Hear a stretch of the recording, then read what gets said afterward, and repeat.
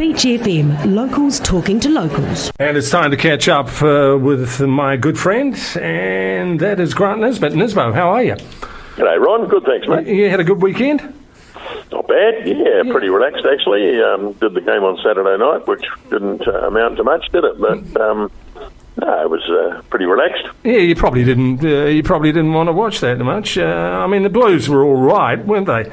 But I mean, the Hurricanes had every chance to win the game and just blew it. You can't play with, as you said, off air with me. With 3 players out. No, you can't. Exactly. I mean, the Blues.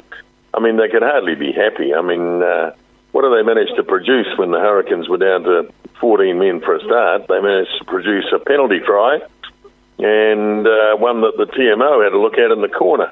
That was all, really. So I wouldn't get too carried away if I was a Blues supporter. And they didn't do a hell of a lot more in the second half either, when the Hurricanes eventually went down to 12, which is a little bit crazy. Yeah, we'll look at the other teams. The Crusaders did enough, didn't they, without being outstanding? Oh, I thought they were pretty average, actually. Yeah. I mean, if the Reds had had a goal kicker of any substance, that would have been a big upset. And look, I keep saying the Crusaders, they're good, but they're not as good as last year, simply because they can't be, because they lost so many All Blacks. So now I see David Havili's out for an indeterminate length of time. So, yeah, I mean, they're good enough, but they're okay. I wouldn't make them hot favourites to win the damn thing. Yeah, I'm with you. I am, mate. The Highlanders. Well, if they got the right strip, maybe in the first half of that game, they might have won, but I don't think so. No, they led at one point, but I think the effect of playing on the high veld. I know that they must be getting used to it now, but the poor old Highlanders are in a bit of strife at the moment. They've got a few injuries and probably haven't got the depth in the squad that they've had in previous years. So, and of course they're faced with going to Argentina this week, which won't be easy either. So, they really need to win there, because when you go away, you at least got to get one win on while you're away. Boy, the Chiefs were outstanding, though, weren't they? Oh. Yeah, they were. They was particularly in the second half. They were down at half time. Yeah. But they produced a couple of tries, bang, bang, straight after the break, and that was the end of the Waratahs, who, they're not much good, are they? Let's be honest. I think really the Brumbies are going to be the flag bearers once again in Australia. Yeah, I think you're right too, which is amazing, isn't it, really? It was good to see the New Zealand Sevens get up and have a win. Yeah, absolutely. Talking about losing players in Sevens, the Aussies had 2 blokes in the bin at one point. So it was 7 versus 5.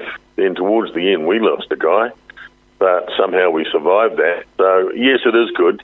I was really impressed with the young Aussie team, actually. I know that some of those New Zealand players are pretty experienced, but the Aussies have got something to look forward to in the future. Yeah, they seem to have, don't they? Okay, well, of course, we're talking so much rugby, and it's been going on, for about three weeks now. But, of course, we've got cricket coming up, and it's 3 ODIs, and it is in Australia, which I find a little bit strange. But anyway, Michael Clark doesn't think so either. He says he doesn't think they should be playing ODIs over there, but it's what you got to do, and I can't see why they shouldn't.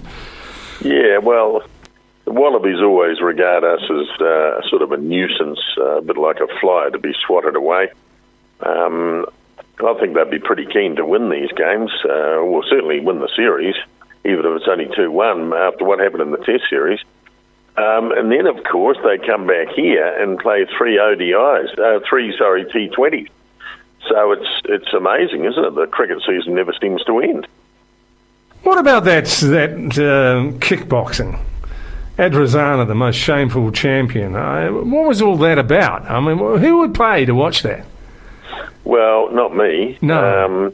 But I sort of followed it in the press a wee bit. This guy is a superstar of mixed martial arts and making big money, I would suspect. This was in Vegas, and they damn near filled the stadium up. and he was the defending middleweight champion. Now, the other bloke, you'd think the other bloke was the defending middleweight champion, apparently, the way he fought. He didn't really go in and say, I want that title. He fiddled around, and Adesanya was quite happy to fiddle around with him. He was just fiddled around a bit better. And basically stayed out of trouble and won the fight. Yeah, all he had to do was kick him in the leg a few times. Yeah, exactly. Yeah, it was good. Yeah. How's your golf going? Are you playing any golf at all? No, I don't play any golf these days, Ron. No. I concentrate on bowls, the spare time that I get. So, no, golf has got me beaten. It's too many things to think about, whereas you well know when you play bowls, you only need to think about two things. Yeah, you do too. Yeah, you do. It was nice to see Tyrrell Hatton, though, win on debut on the tour. It was a gutsy effort from him too, because it was pretty tight all the way through with about 6 players. But yeah, he gets up and wins it. That's all right. Yeah, and one of those was Danny Lee, who was sort of hung in there. Didn't get there in the end. I think he finished about 5th equal. But a big tournament coming up this week, the Tournament Players Championship in Florida. Now, this is always regarded as the 5th major. The first major, of course, is the Masters, which is next month, but this Tournament Players Championship gives us a pretty good guide as to who's in form and who's not.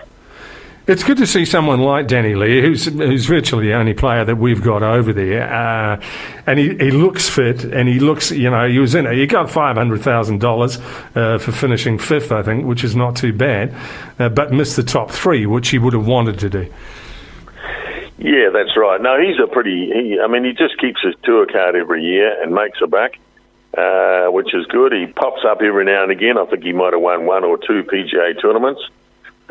It's pretty cutthroat. The idea is to retain your title, so that retain your card at least. So that $500,000 that he won, that'll go a long way towards making sure that he plays on the PGA Tour again next year.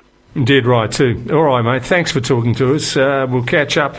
We'll catch up at some bowls on Friday. I look forward to it. Yeah, we will. Yeah, Wilton Classic. Looking forward to it. Yeah, it should be a beauty. It always is. People from all over the country. Make sure you've got your card, for God's sake. Yeah, that's right.